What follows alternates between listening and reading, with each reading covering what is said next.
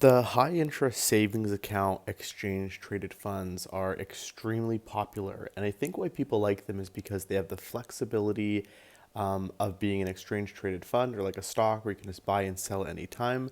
But then you have the benefit of good interest rates. And, a lot of the big banks in Canada offer good interest rates, on a promotional basis, maybe 5% for the first 3 months or something like that.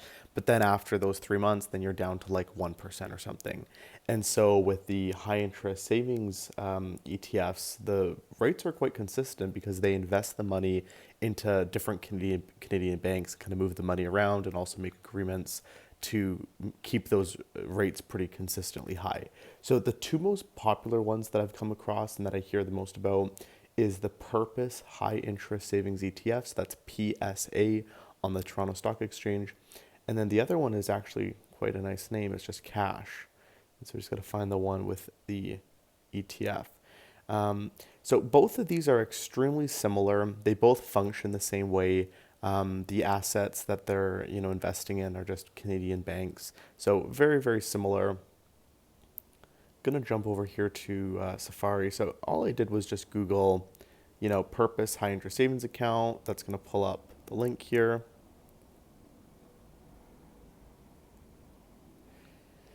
And on the website here, we are able to scroll down and see what the gross yield and then the net yield is. The net yield is going to be after expenses.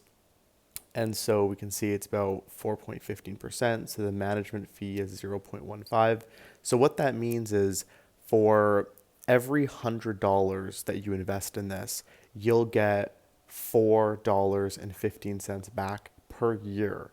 So even though they're going to pay this out on a monthly basis, you'll get paid 1/12 of that. So if you just did $4.15 divided by 12, that's the amount you would get monthly for every $100 you have. So always yields are on an annual basis unless otherwise specified. And then the other one is the cash ETF. So this one, very, very similar. So they don't quite show the yields separately, but 4.31. And then let's see if they actually show what the fee is. I think it's very similar. Okay, so 0.11. So in terms of both of these, if the fees are so close that it's not really not going to make a difference. Technically, this one is slightly better. And then the other thing is the volume's quite a lot higher. It's about 4 times the volume. So I generally would go with the cash ETF, but I mean both work perfectly well. And then you can actually see what they're invested in. So you'll notice that the risk rating is quite low because the payout is quite guaranteed. There's not any volatility happening. And let's see if we can go down and just kind of see exactly where this is being held. So 48% is held in a national bank cash account, 41 at Scotiabank, 10.6 at CIBC. And then if we go over to Purpose, all these websites kind of show everything in a different way.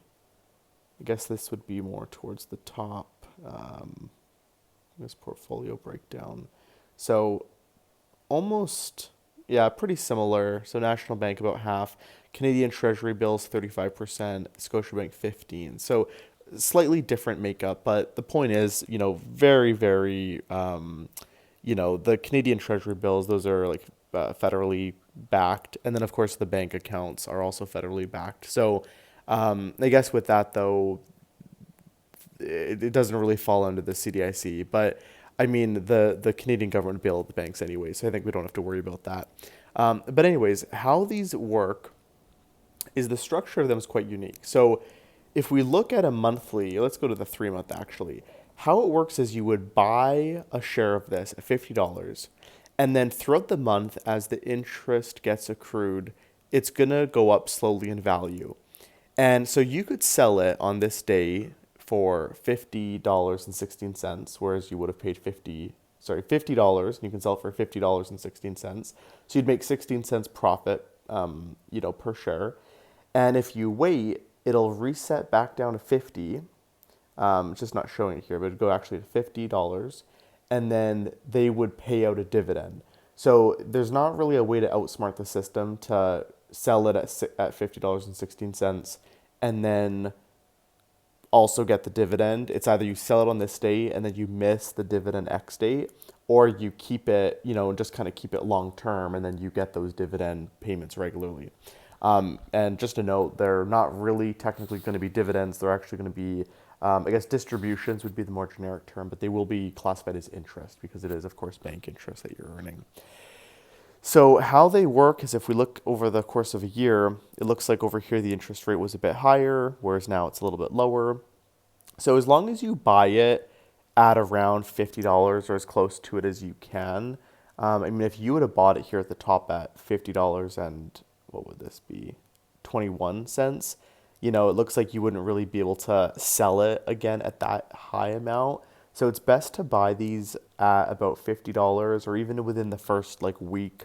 If you get it at $50.06, that's not a big deal. It's incredibly unlikely for the interest rate on these to go down, to zero basically.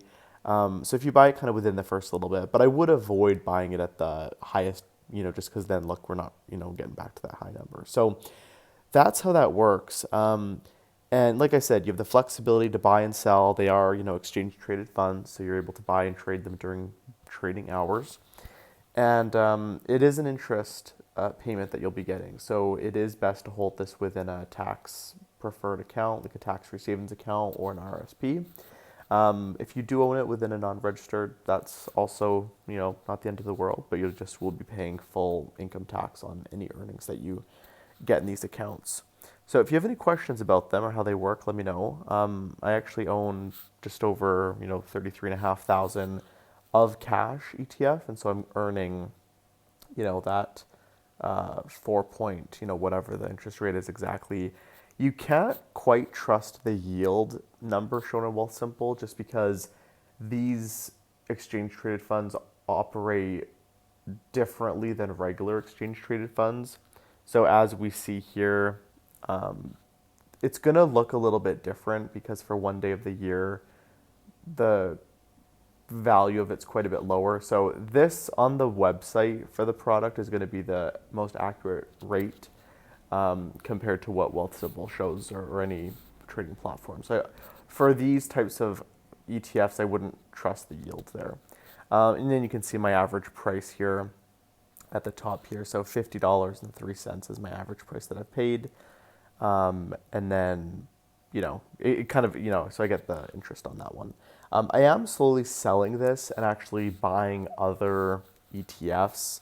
So if we go into the RRSP account, I am on a weekly basis selling a chunk of cash, and then I'm buying $150 a day of the tech ETF. So this is, let me actually go over here. This is the, not necessarily the NASDAQ, but it's just kind of like an index of top tech companies by TD, global tech leaders. So the NASDAQ would be, the NASDAQ 100 would be like the largest 100 tech companies in the States on the NASDAQ, whereas this global tech leaders is just worldwide. But I mean, of course, you can imagine bulk, majority of it is from the NASDAQ. So I'm slowly getting out of cash and then just kind of, I guess if I'm doing 150 a day, it's about, what is that, 750 per week.